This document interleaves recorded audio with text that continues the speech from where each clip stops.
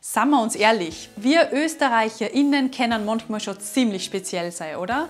Grüß euch, wir sind Nati und Verena. Bei uns dreht sich alles um das Deutsch und das Leben in Österreich.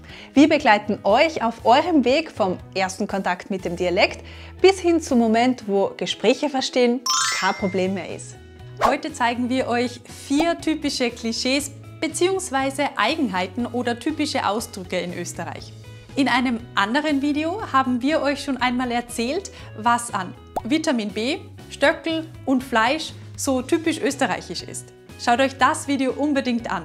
Was wir euch heute zeigen, haben wir in diesem Buch von Petra Hartlieb, Meine wundervolle Buchhandlung, gelesen. Petra Hartlieb schreibt darin über ihre eigene Lebensgeschichte, wie sie mit ihrer Familie in Österreich eine Buchhandlung übernommen hat.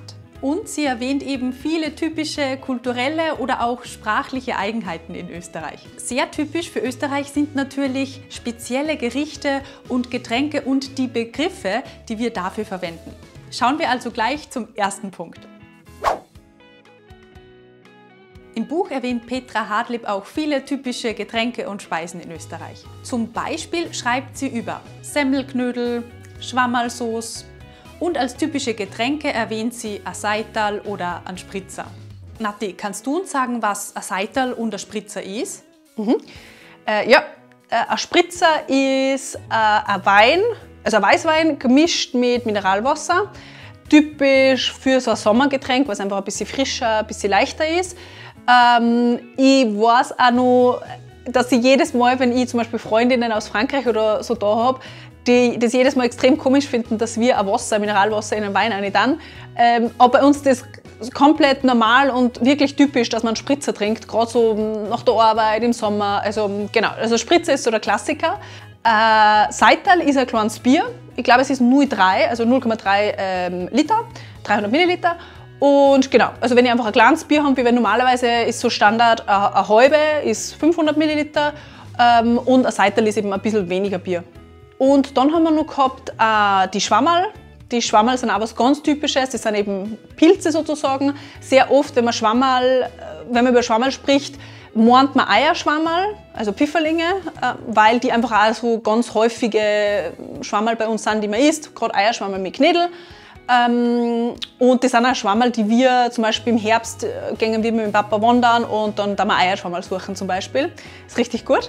Und die Knödel oder eben auch Semmelknödel sind eben aus Brot, das man eben einborgt in Milch, dann mit Ei vermischt, zum Beispiel ein Schnittlauch nur dazu. Und aus denen formt man eben dann runde Kugeln und die kocht man dann. Und das sind Knödel und das ist auch was ganz, ganz Typisches in Österreich. Und gibt es noch andere typische Getränke oder Speisen, die dir jetzt spontan einfallen? Ich meine, ich weiß, dass man zum Beispiel einen verlängerten, das ist so typisch der Kaffee in Österreich. Wenn wir eben sagen, ich bestelle einen verlängerten in einem Kaffee, dann ist das einfach eigentlich nur ein schwarzer Kaffee, der mit ein bisschen mehr Wasser als zum Beispiel ein Espresso oder so gemacht wird. Aber ich weiß, dass dieser Begriff nicht jedem was sagt, dass nicht jeder weiß, was das heißt. Dann Almdudler ist so eine typische Limonade, so ein Kracherl in Österreich. Hollersoft ist zum Beispiel auch was. Also ein Sirup und den gießt man dann auf mit Mineralwasser oder mit einem normalen Wasser. Hollersoft ist auch typisch. Genau. Gut, schauen wir zum nächsten Punkt.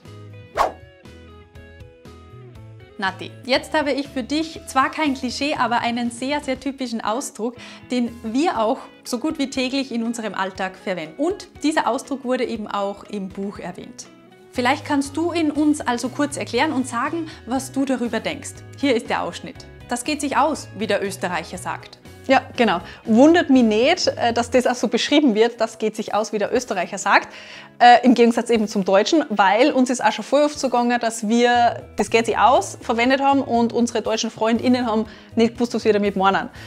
Ist aber voll die praktische Phrase, die ich jedem in Österreich empfehle zu lernen und zu verwenden, weil damit meinen wir zum Beispiel Räumliches, also wenn ich jetzt zum Beispiel einen Kofferraum voll habe und ich weiß nicht, ob da jetzt nur mein Koffer reingeht und dann sagt die Verena, doch, das geht sich aus, da haben wir leicht nur Platz, dann meint man eben damit, das geht sich aus, heißt, es ist genug Platz.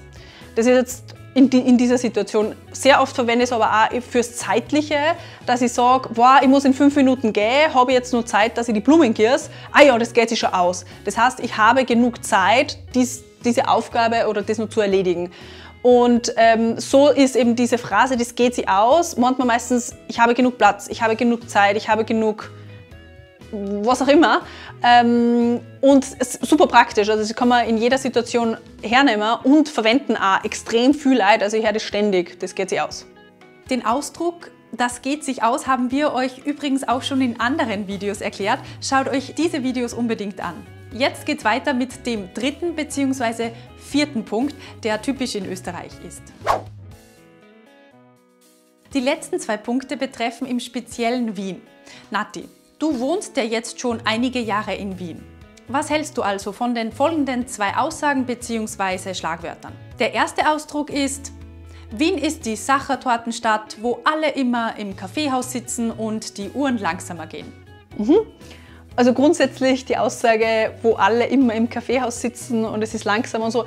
Ich glaube, das ist also ein bisschen so eine romantische Vorstellung von Wien. Natürlich ist es nicht so, dass alles in Wien langsamer ist und alle immer im Kaffeehaus sitzen.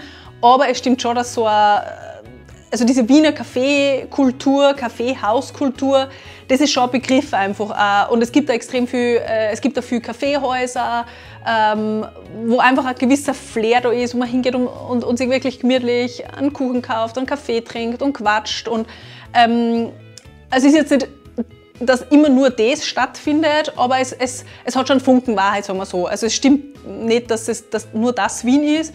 Aber diese Kaffeehauskultur, und da ist dann auch gemütlich und dann nimmt man sich Zeit dafür, würde ich schon sagen, dass das so ist. Ob alle dann Sachertorten essen, bezweifle ich ja, aber grundsätzlich ja, das gibt es, dieses Klischee oder diese Kultur auch.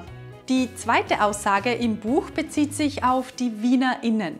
Hier sehen wir den Satz: Die Wiener Muffigkeit, die im krassen Gegensatz zur freundlichen Dienstleistungsgesellschaft in Norddeutschland steht. Was sagst du dazu, Nati? Okay, die Wiener Muffigkeit ist auch nett ausgedrückt. Ich weiß jetzt nicht, wie, ich glaube, die Autorin kommt ja oder lebt in Deutschland, also ich kann das jetzt nicht vergleichen, wie es in Norddeutschland ist, aber was ich als Österreicherin von einer österreichischen Perspektive sagen kann, als Salzburgerin, die eben nicht in Wien groß geworden ist, es gibt schon dieses Klischee, dass man sagt, die Wiener, ich hätte jetzt nicht Muffigkeit gesagt, aber die Wiener sind grantig. Also da gibt es ja auch den Ausdruck so, wow, das ist so ein Wiener Grantler oder so. Also wie wahrscheinlich bei allem ist auch in dem Satz ein Fünkchen Wahrheit da. Also es gibt schon diese, man sagt jetzt so klischeehaft, die Wiener Grantler, die Wiener sind grantig, nicht ganz so freundlich vielleicht wie auch der Rest in Österreich. Also dieses Klischee ist auf jeden Fall da. Sehe ich das in meinem Alltag? Nein. Also ganz im Gegenteil, ich kenne eigentlich nur Leute, die extrem motiviert sind, die extrem nett sind. Also mir kommt man macht sich über diese Wiener Grantigkeit lustig und ja, hin und wieder begegnet es einem, aber ich würde eigentlich überhaupt nicht sagen, dass das nur so ist Wien. Aber dieses Klischee ist auf jeden Fall da, ja. Das ist nach wie vor in den Köpfen der Leute schon sehr drin. Bezüglich der Muffigkeit habe ich tatsächlich auch dieses Klischee in einem Zeitungsartikel gefunden. Hier wird zum Beispiel beschrieben, wie zwider die WienerInnen sind. Lasst uns auch gern wissen, wie ihr die WienerInnen oder die ÖsterreicherInnen ganz allgemein erlebt. Und was ist für euch typisch österreichisch? Wir sagen wie immer Danke fürs Dabeisein. Wir sehen uns nächste Woche wieder zu einem neuen Video. Und bis dahin nicht vergessen, gemeinsam macht Deutsch in Österreich. Doppelt so viel Spaß. Naja, ich weiß nicht. Ja, auf jeden Fall. Geht gar nicht. Wie ticken ÖsterreicherInnen eigentlich? Und was sind typische Umgangsformen, die unseren Alltag prägen?